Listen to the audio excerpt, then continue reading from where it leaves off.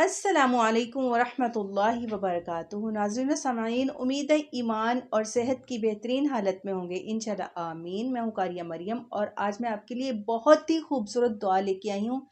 اتنی خوبصورت دعا ہے کہ اس سے بہتر کوئی دعا نہیں ہو سکتی۔ یہ میں نہیں کہہ رہی بلکہ اللہ کے نبی صلی اللہ علیہ وسلم نے ارشاد فرمایا، بندہ جو بھی دعا مانگتا ہے اس دعا سے زیادہ بہتر نہیں ہو سکتی۔ مطلب کتنی خوبصورت دعا ہے جب نبی کریم صلی اللہ علیہ وسلم نے خود ارشاد فرمایا۔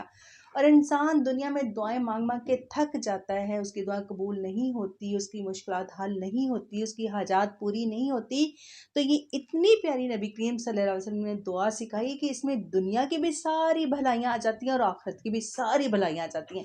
اور بھلائیوں میں کیا ہے، ہر چیز آ جاتی ہے، ہر چیز، دنیا کی بھی اور آخرت کی بھی۔ تو آئیے اس دعا کو سیکھتے ہیں اور اس کو سیکھ کے مانگتے بھی رہنا ہے۔ بسم اللہ الرحمن الرحیم۔ اللہم انی، اللہم انی، اللہم انی أسألك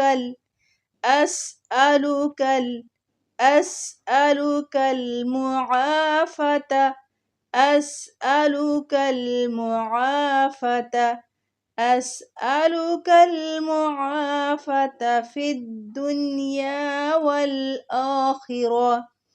اللهم إني أسألك المعافاة في الدنيا والآخرة۔ اے اللہ، میں تجھ سے دنیا اور آخرت میں عافیت چاہتی ہوں۔ اب عافیت کیا ہے؟ دنیا میں رہتے ہوئے عافیت کیا ہے؟ ہر وہ چیز جو آپ کو ناپسند ہے، اگر ہم شارٹ ورڈز میں دیکھیں تو وہ ہر چیز جس پہ آپ کا دل خوش نہیں ہے، وہ کیا ہے؟ بیماری، پریشانی، غربت، کوئی بھی چیز جس میں آپ کا دل ناخوش ہو جائے، دل خوش نہ ہو، تو وہ عافیت سے ہٹ کے ہوگی۔ عافیت یہ ہے کہ اللہ تعالیٰ آپ کو پرسکون زندگی دے، آپ کو دل کا سکون دے، آپ کو بیماریوں سے بچا کے رکھے، آپ کو مشکلات سے بچا کے رکھے، آپ کا دل خوش ہو، پرسکون ہو۔ اور آخرت میں تو اتنا زیادہ اجر انشاءاللہ اللہ پاک دیں گے۔ اور یہ دعا پڑھنے سے انسان سے جو غلطیاں، کوتاہیاں، گناہ ہو جاتے ہیں، اگر انسان یہ دعا مانگتا رہے تو انشاءاللہ اللہ پاک آخرت میں اس پہ اپنا خاص فضل فرمائیں گے، کیونکہ اس انسان نے عافیت کی دعا مانگی ہوگی، اللہ تعالیٰ سے عافیت کی دعا مانگی، تو اللہ تعالیٰ اس کو اس کے بدلے میں بہت کچھ دیں گے کہ دنیا میں رہتے ہوئے جب اس سے گناہ ہوں گے تو اللہ تعالیٰ دنیا میں بھی اس کے گناہوں پہ پردہ ڈالے رکھے گا اور آخرت میں بھی اس کے گناہوں کو معاف کر دے گا، اور اس پہ اپنی رحمت کی چادر ڈال کے اپنے بندے سے پوچھے گا کہ اے میرے بندے، تو نے یہ گناہ کیے، اور اللہ تعالیٰ اتنے پیار سے اپنے بندے سے پوچھیں گے کہ بندہ کہے گا ہاں میرے رب، میں نے یہ گناہ کیے۔ تو وہ اللہ پاک اس سے پوچھتے جائیں گے کہ تم نے یہ گناہ کیا، یہ کیا، یہ کیا، وہ مانتا جائے گا، تو اللہ تعالیٰ کہیں گے کہ میں نے تمہارے سارے گناہ معاف کر دیے، نہ صرف معاف کر دیے بلکہ ان کو نیکیوں میں بدل دیا۔ تو انسان اتنا خوش ہوگا کہ کہے گا اللہ پاک، میں نے تو بڑے بڑے گناہ بھی کیے تھے۔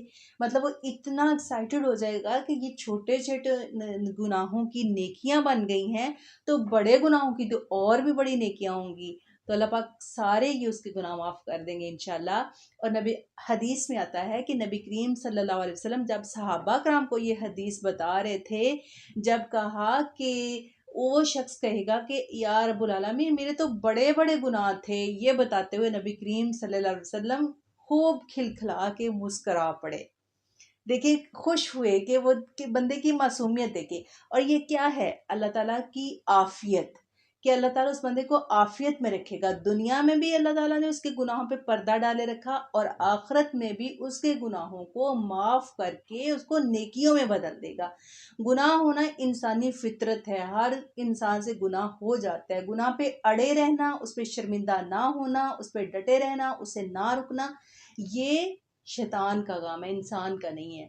انسان سے نادانی میں کوئی نہ کوئی گناہ ہو جاتا ہے، وہ اللہ تعالیٰ سے معافی مانگتا رہے، اور اسپیشلی یہ والی دعا تو خصوصی اب آپ نے مانگنی ہے، تاکہ اللہ پاک دنیا میں بھی عافیت میں رکھیں اور آخرت میں بھی عافیت میں رکھیں۔ امید ہے آپ کو یہ دعا بہت پسند آئی ہوگی، مجھے دعا میں یاد رکھیے گا۔ السلام علیکم ورحمۃ اللہ وبرکاتہ۔